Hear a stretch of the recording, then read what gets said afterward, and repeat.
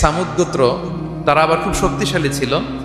তারা পাহাড় কেটে আর্কিটেকচার করে ডিজাইন করে কিভাবে আবাসন তৈরি করতে হয়, পাহাড়ি এলাকায় মাউন্টেন এলাকায় কিভাবে আবাসন তৈরি করতে হয় এটার ব্যাপারে এক্সপার্ট ছিল।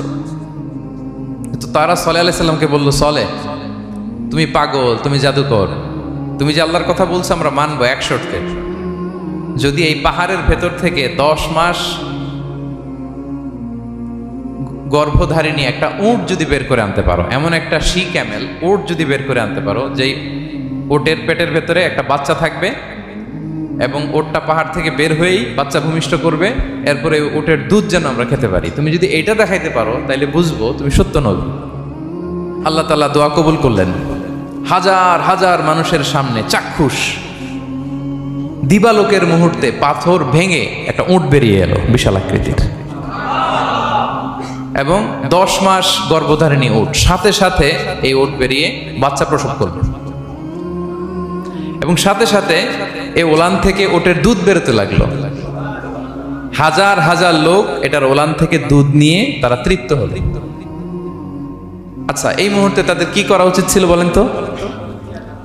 আশহাদু আল্লা ইলাহা ইল্লাল্লাহ ওয়া আশহাদু আন্না মুহাম্মাদুর রাসূলুল্লাহ ওয়া আশহাদু আন্না সালিহান নাবিয়্যুল্লাহ, এটা পড়া দরকার ছিল না? দরকার ছিল। কিন্তু তারা একের পর এক ওয়ার্ড তুমি করতে করতে করতে করতে চাক্ষুষ দিনের বেলা এত বড় একটা মুআজিজা দেখার পরেও তারা অস্বীকার করলো। সাল্লাল্লাহু আলাইহি ওয়াসাল্লাম বললেন, তোমরা তোমাদের ওয়াদা পূরণ করো। তারা বললো, তুমি বড্ড বড় জাদুকর, তুমি যেন তেন জাদুকর না, তুমি পাহাড়ের ভেতরে জাদু ঢুকাই ফেলছো।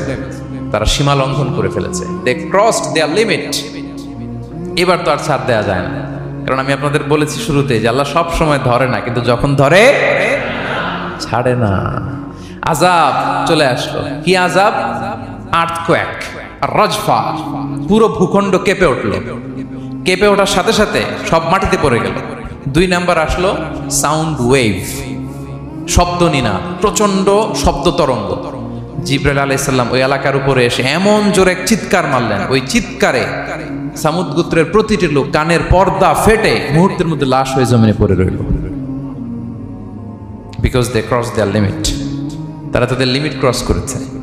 আর যারা লিমিট ক্রস করে, যারা সীমা লঙ্ঘন করে, তাদেরকে আল্লাহ তাআলা পছন্দ করেন না।